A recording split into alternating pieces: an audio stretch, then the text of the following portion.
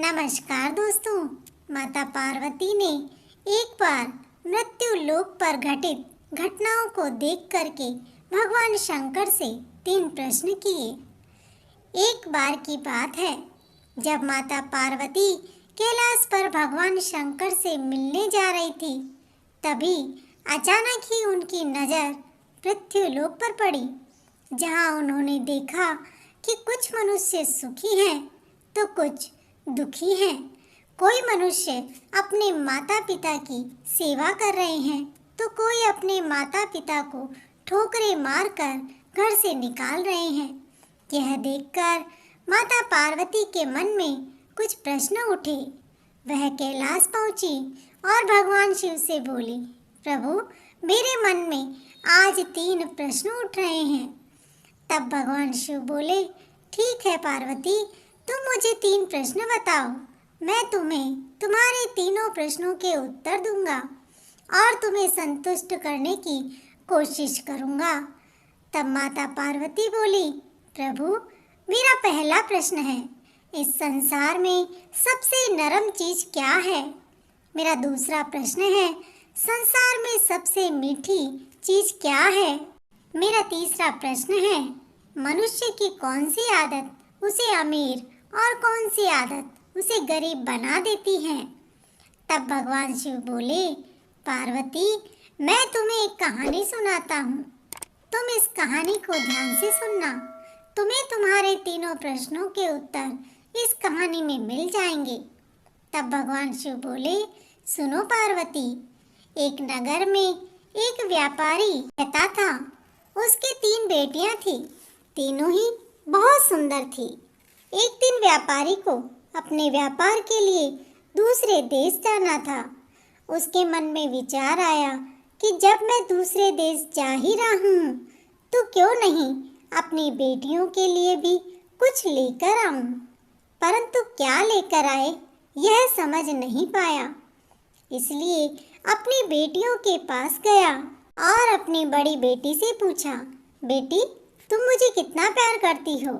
बड़ी बेटी ने कहा, मैं आपसे खुद से भी ज़्यादा प्यार करती हूँ। यह सुनकर व्यापारी बहुत खुश हुआ और बोला, बेटी, मैं दूसरे देश जा रहा हूँ, तुम्हारे लिए क्या लेकर आऊँ?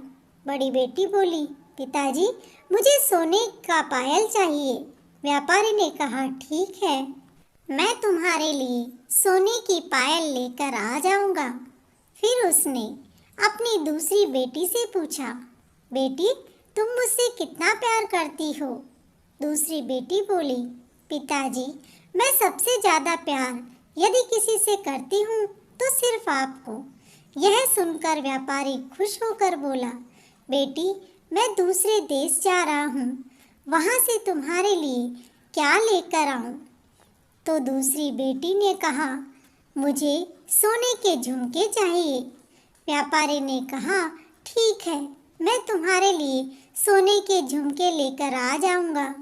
व्यापारी ने अपनी तीसरी बेटी से पूछा, बेटी, तुम मुझे कितना प्यार करती हो? तीसरी बेटी ने कहा, पिताजी, मैं आपको नमक के बराबर प्यार करती हूँ। यह सुनकर उस व्यापारी को क्रोध आ गया और बोला, मैं तुम्हारे कुछ भी लेकर नहीं आऊँगा। व्यापारी दूसरे देश चला गया। भगवान शिव ने पार्वती जी से कहा, हे देवी, जब व्यापारी व्यापार करके लौटा तो बड़ी बेटी के लिए सोने की पायल लाया, दूसरे नंबर की बेटी के लिए सोने के झुमके लाया, परंतु अपनी छोटी बेटी के लिए कुछ भी नहीं लाया था। परंतु वह दुखी नहीं हुई। अपनी बड़ी बहनों को खुशी से झूमते हुए देख करके वह भी खुश हो रही थी। एक दिन एक राजकुमार शिकार करके लौट रहा था। तब भाग्यवश वह व्यापारी के घर के सामने से निकला। राजकुमार ने व्यापारी की सबसे छोटी बेटी को देखा और उसके पिता व्यापारी के पास पहुंच गया। बोला, मुझे आपकी बेटी बहुत अच्छी लगी, मैं उससे विवाह करना चाहता हूँ।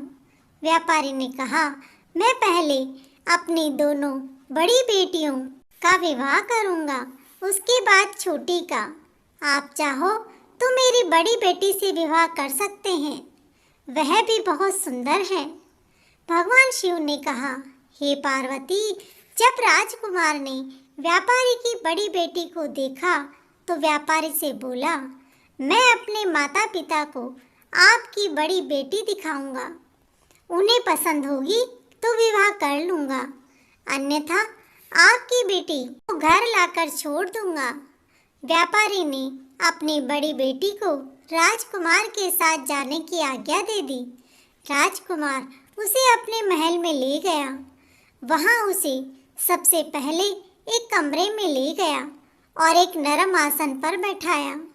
भगवान शिव ने पार्वती जी से कहा, हे पार्वती, अब ध्यान देना, तुम्हारे तीनों प्रश्नों के उत्तर मिलने वाले हैं। राजकुमार ने सेवक से शरबत लाने लिए कहा। सेवक शरबत लेकर आया।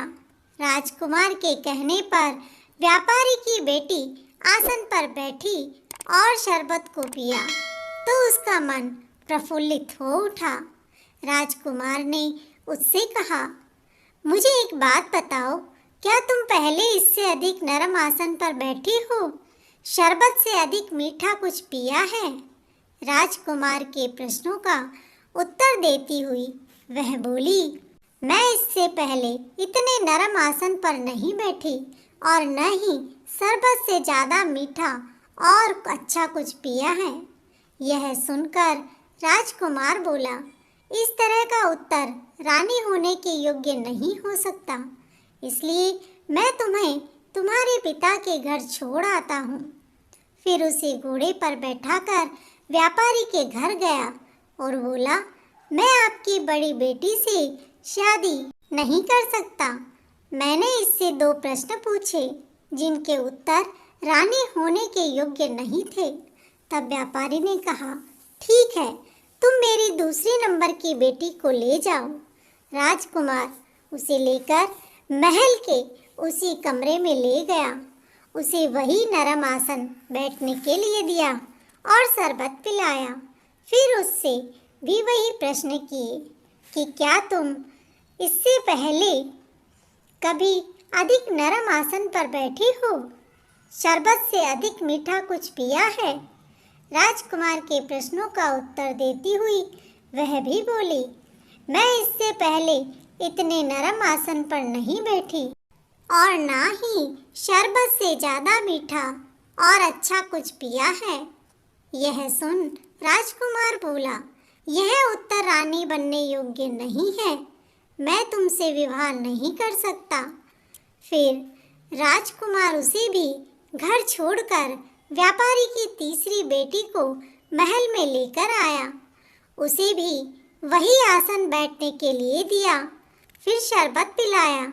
उससे भी वही प्रश्न पूछे कि बताओ, क्या तुम पहले इससे अधिक नरम आसन पर बैठी हो?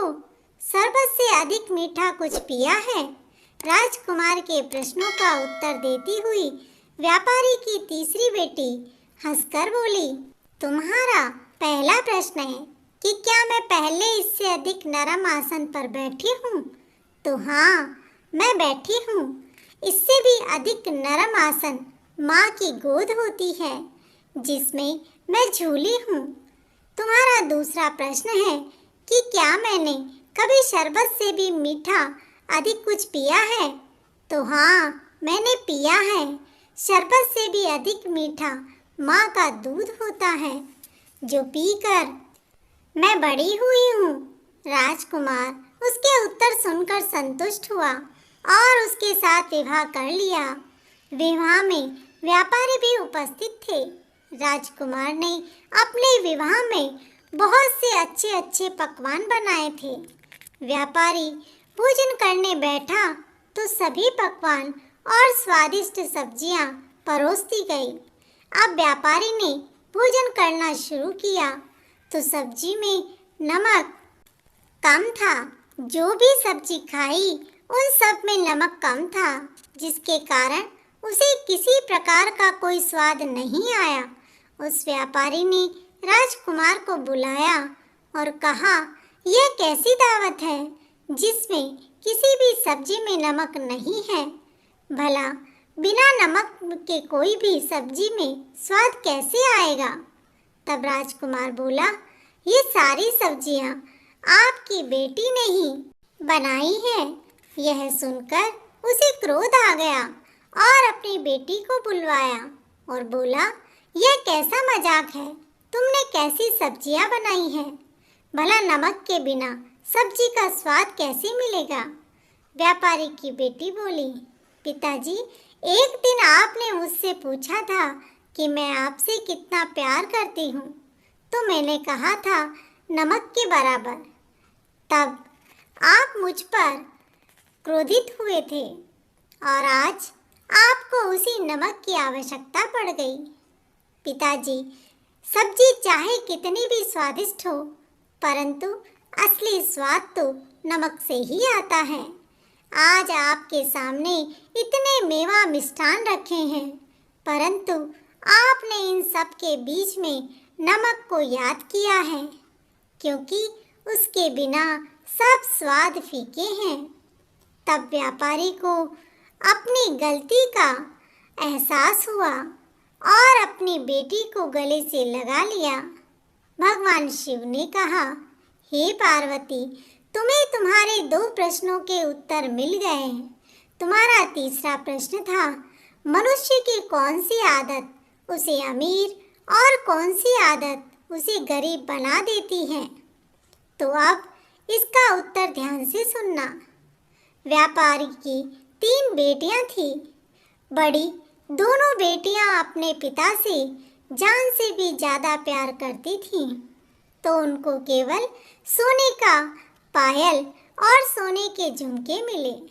छोटी बेटी नमक के बराबर प्यार करती थी, यानी सच्चा प्यार, सच्ची सेवा करती थी। इसीलिए उसका विवाह राजकुमार के साथ हुआ और वह अधिक धनवान हो गई। तो पार्वती, जो संतान अपने माता पिता से सच्चा प्यार करते हैं, सच्चे मन से सेवा करते हैं, वे धनवान हो जाते हैं।